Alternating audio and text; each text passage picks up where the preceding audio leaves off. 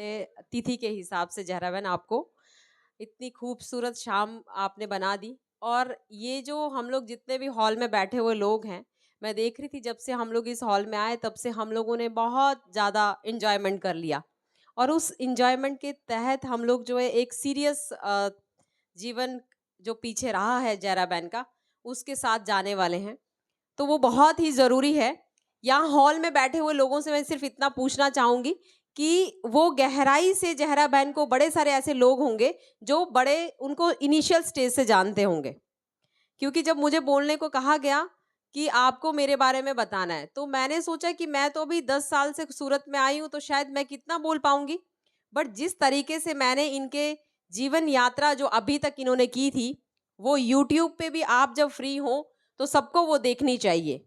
वो इतनी ज़रूरी है क्योंकि ज़हरा बहन जो आज हमारे सामने है, ये जो हँसता हुआ, नाचता हुआ चेहरा जो हमारे साथ है, वो सबसे बड़ा संघर्ष से भरा हुआ रहा है। और उनका जीवन यात्रा को समझना इतना ही इम्पोर्टेंट है जितना हम भारत के इतिहास में सावित्रीबाई फुले, ज्योतिबा फुले के इतिहास को पढ़ते हैं।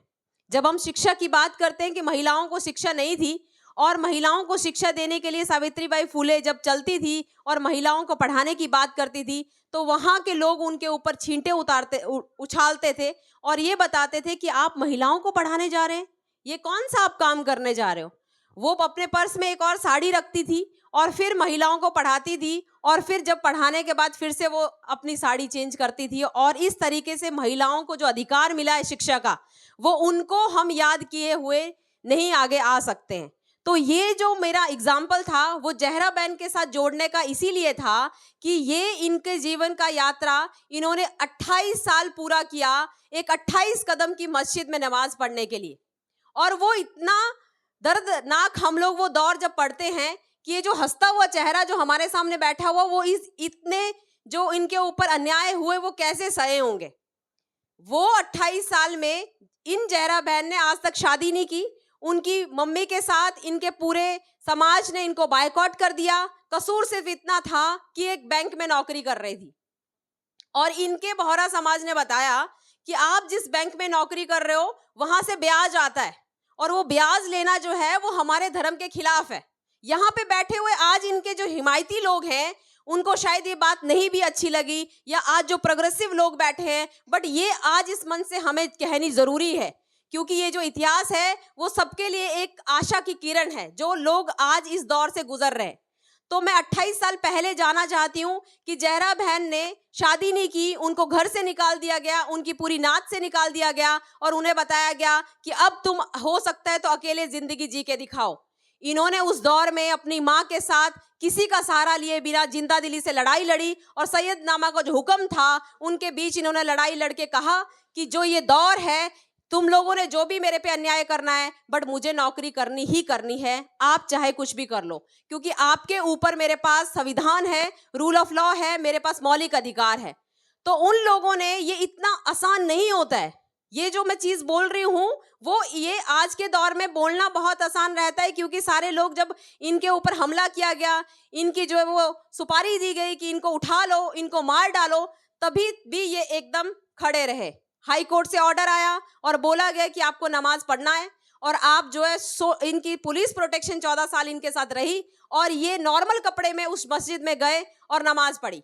उसके साथ इतना ही नहीं, हाँ, इतना ही नहीं कि वो जो है वो जब नमाज पढ़ने जाते थे तो हाई कोर्ट की पुलिस प्रोटेक्शन के साथ जाते थे। मैं यहाँ बैठे हुए उनके जो एडवोकेट लोग हैं जिन्होंने उनका साथ दिया, उनके लिए भी जोरदार तालियां होनी चाहिए। अगर वो समाज के बाहर ये काम नहीं करते तो अकेले ये लड़ाई मुश्किल थी। फिर इसके साथ ये हुआ कि बीच में जो हम लोग आज ये ट्रस्ट का नाम पढ़ रहे हैं, जो इन्होंने अपनी मदर के नाम से बनाया है, उनको आज तक जिंदा रखा है। वो एक ऐसी लेडी थी, उन्होंने बताया कि तुम्हारा परिवार तुम्हारे साथ, बेटा अगर नहीं है, तुम्हारे भाई बहन तुम्हारे साथ नहीं है, बट मैं एक बूढ़ी माँ तुम्हारे साथ हूँ। और वो पढ़ी नहीं थी, वो औरत पढ़ी नहीं थी, उसके बाद भी उसको जिंदा रखा ये फूली बहन जहरा बहन ट्रस्ट बनाकर। और वो फूली बहन जहरा बहन ट्रस्ट का इसलिए उन्होंने बताया, जो 14 साल पूरे करके 15 साल में जा रहा है, इनके साथ क्या हुआ। जब इनकी मदर एक्सपायर हुई तो वो 2 बजे एक्सपायर हो गई थी। सारे समाज को बोल दिया गया कि इनके साथ किसी को नहीं आना है। अगर कोई आएगा तो उनके साथ भी वही किया जाएगा जो जहरा बहन और उसकी माँ के साथ किया। लाश वहां पड़ी थी, कलेक्टर के पास गए, कमिश्नर के पास गए, वहां से पुलिस प्रोटेक्शन लाए और रात को जो सुबह 3 बजे तब अपनी माँ की लाश को वहीं पे जहां उनका हक बनता था मस्जिद के अंदर दफनाया गया। तो एक सिंगल जो महिला है उसके लिए इतनी बड़ी टक्कर देना बहुत मुश्किल था और वो वहीं खड़ी रही, उसके साथ इतनी लड़ाई खत्म नहीं हो गई। जब लगा कि जो धर्म के नुमाइंदे थे जिन्होंने हमेशा जो है इस टक्कर के लिए जहरा बहन को रोका गया, तो उसको दरबार में बुलाया गया कि आओ आप समाधान करते हैं। तो जहरा बहन रात को जो है वो पुलिस में अपनी कंप्लेंट करने के लिए बोलती है कि मैं वहां जा रही हूं, अगर पीछे से कुछ होता है तो तुम लोगों को ध्यान रखना है। जब वहां गई तो उन लोगों ने बोला कि तुम्हें माफी मांगो और हमारे साथ ज्वाइन हो जाओ। जहरा बहन ने बोला कि ये नहीं हो सकता है, ये मेरे जो है वो डिग्निटी, मेरे ईमान के खिलाफ है। आप लोगों को उस तरीके से ही मेरी शर्तों के हिसाब से मुझे आपको अपने समाज में लेना होगा, जो उन्होंने नहीं लिया। बाद में इन्होंने भूख हड़ताल की।